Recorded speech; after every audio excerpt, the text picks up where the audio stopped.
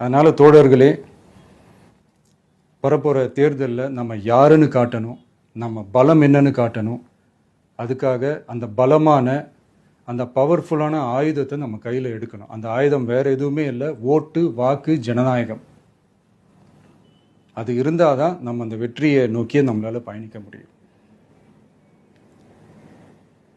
தமிழ்நாடே அந்த வாக்குச்சாவடி முன்னாடி திரண்டு நிற்கணும். அதை பார்த்துட்டு தமிழ்நாடே தமிழக வெற்றி கழகமா, இல்லை தமிழக வெற்றி கழகம் தான் தமிழ்நாடா அப்படின்ற மாதிரி இருக்கணும். வீடுன்னு ஒன்று இருந்தால் தான் ஓடு மாற்ற முடியும்னு அறிஞர் அண்ணா அவர்கள் சொல்லியிருக்கிறாங்க. அந்த மாதிரி ஓட்டுன்னு ஒன்று இருந்தால் தான் இந்த நாட்டையே காப்பாற்ற முடியும்.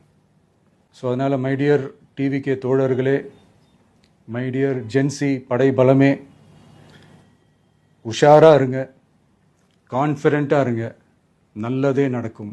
வெற்றி நிச்சயம். மீண்டும் சந்திக்கும் வரை நன்றி, வணக்கம்.